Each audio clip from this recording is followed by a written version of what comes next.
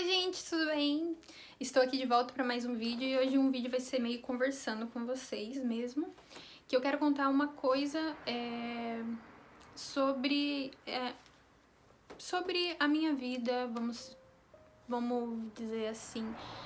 Você pode levar para um lado ou levar para o outro, acho que é a decisão de cada um, mas vamos lá. Então, já vai deixando aí, se inscrevendo, deixando o joinha se você quer ver sobre o que é realmente esse vídeo.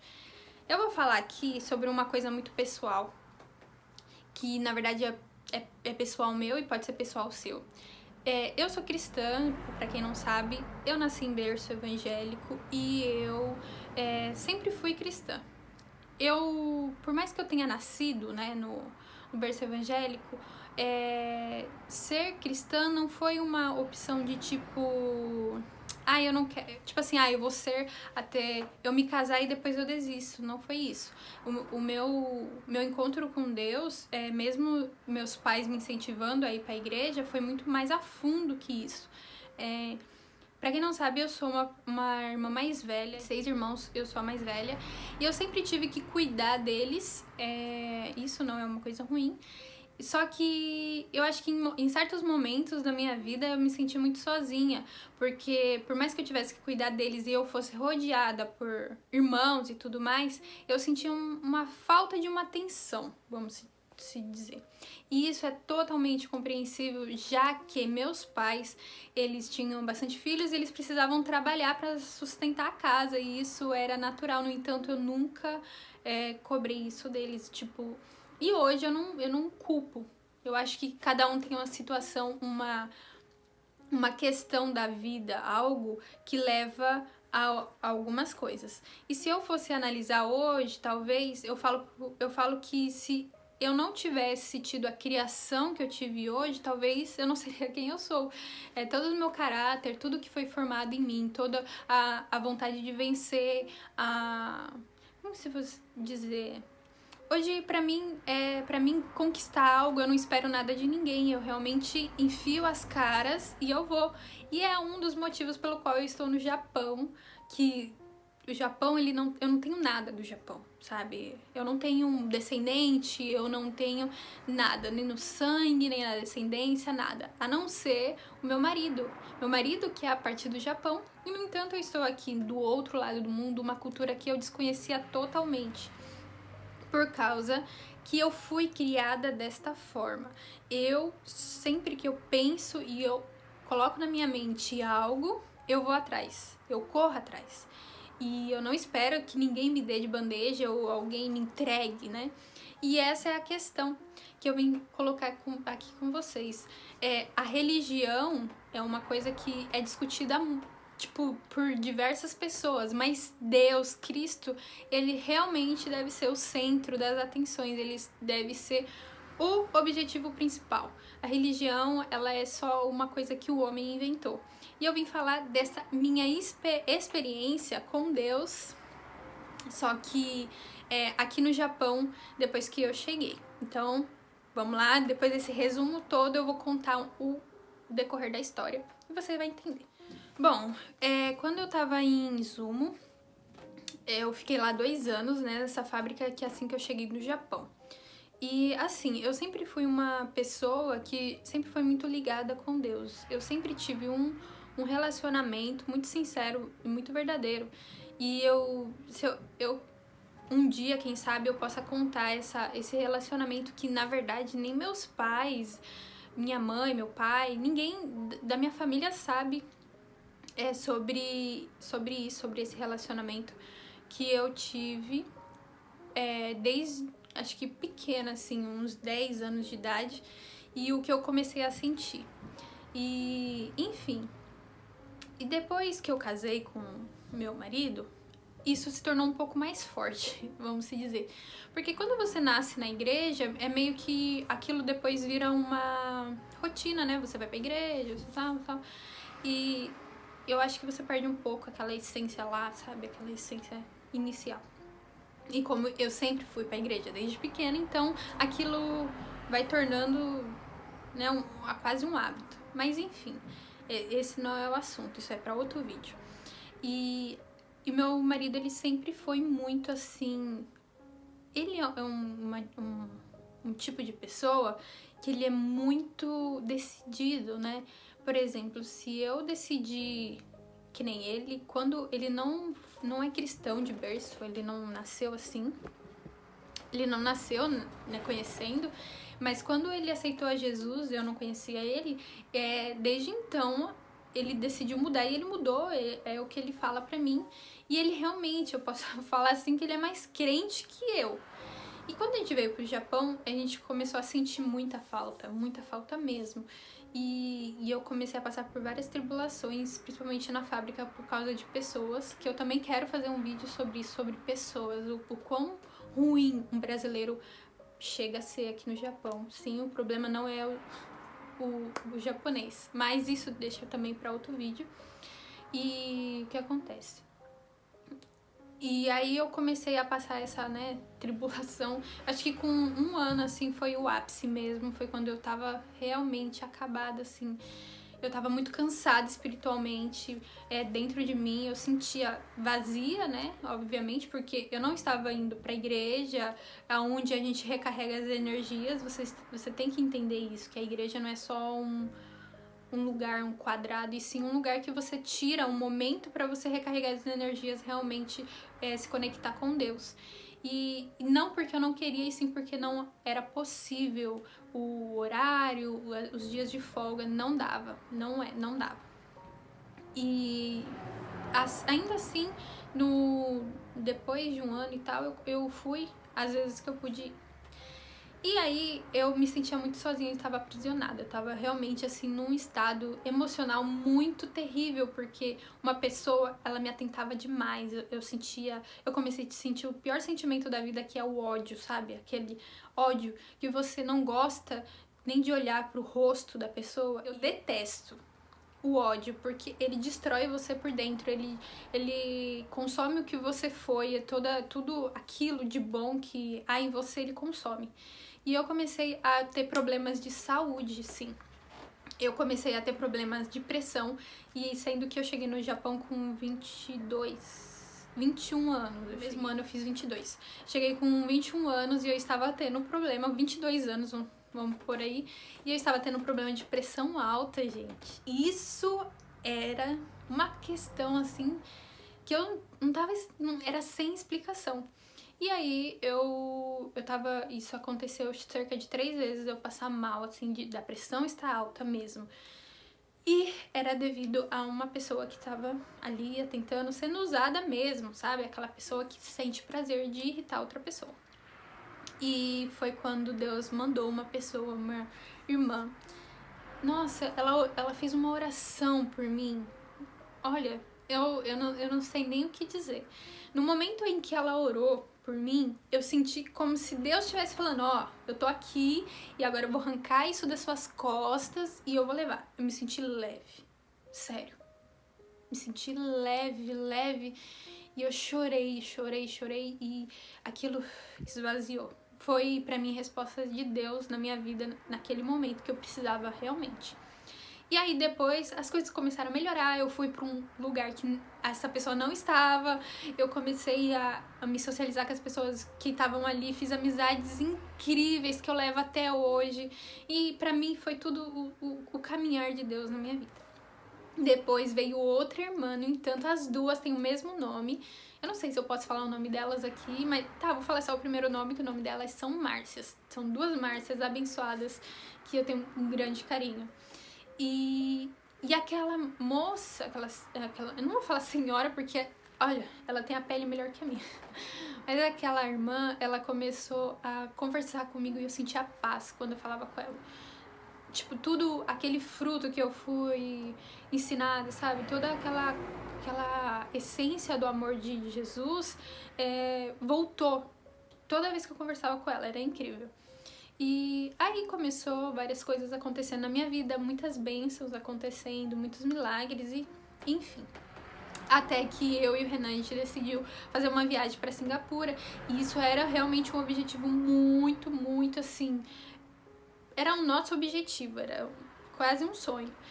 E eu não entendi exatamente porque tudo aquilo que estava acontecendo para dar certo aquela viagem.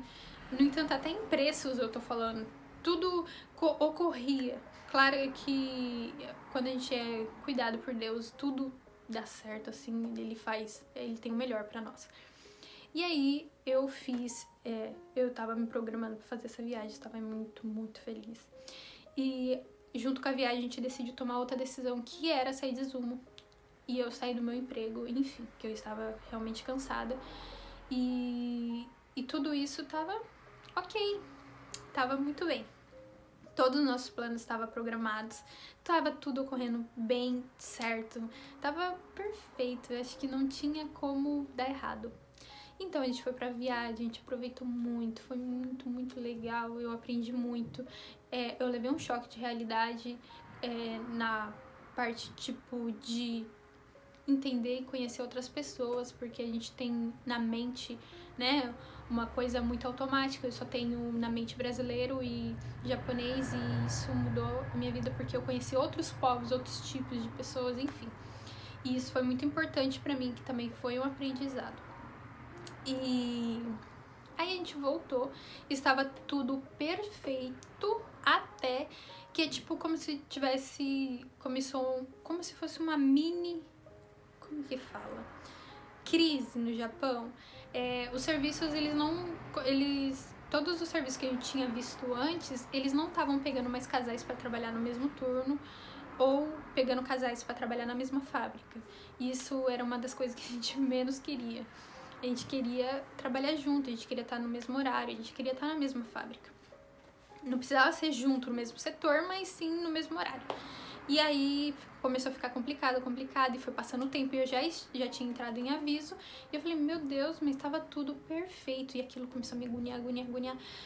Sabe? E tudo acontecendo e chegando o prazo de sair do apartamento, porque eu estava cumprindo o aviso trabalhando na fábrica. Peguei meus Yukyus, que são férias remuneradas, são dias de férias remuneradas que a gente tem direito, né, já que eu tava saindo. E aí eu falei, meu Deus, e agora, né? O que eu vou fazer, já que essa questão tá me atrapalhando, o que eu faço? E aí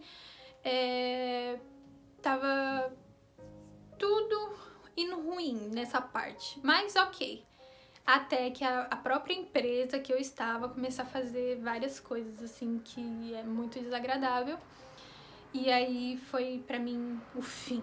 Nossa, eu desci lá no chão. Falei, nossa, tudo tava caminhando tão bem nesse último ano, tantas coisas boas acontecendo, e agora aconteceu isso. Meu Deus, o que eu faço?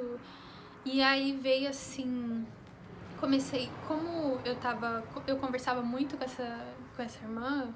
Ela falava, deixa na mão de Deus. Ela sempre falava da Bíblia, ela passava pra mim sobre pregações e tal.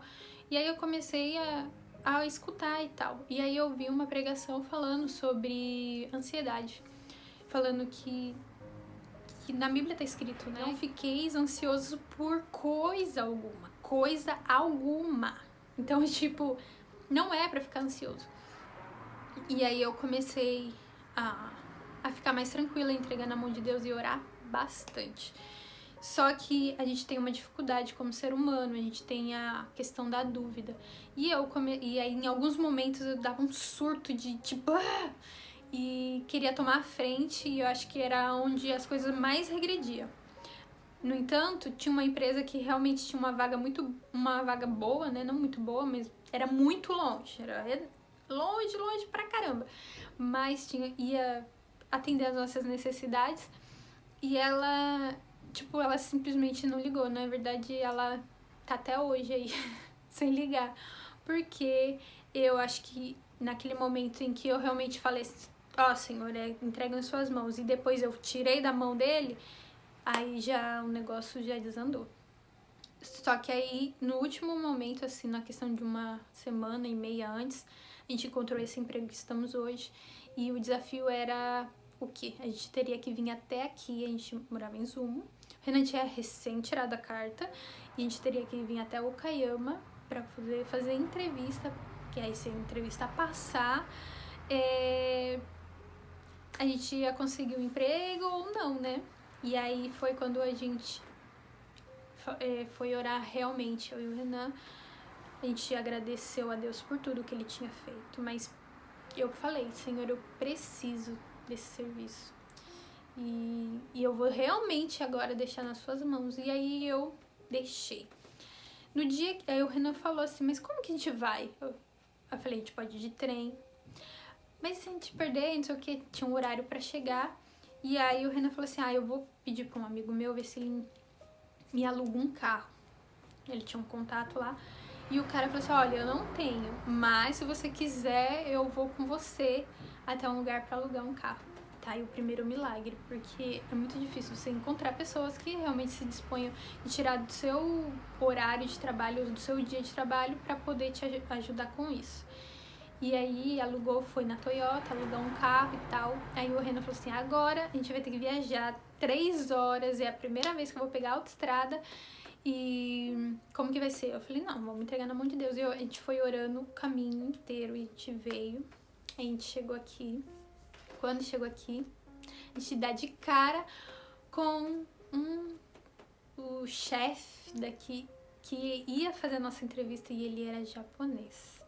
Sim, naquele momento o meu coração deu assim, um aperto. Eu falei, meu Deus, como que vai ser isso? E foi a melhor entrevista.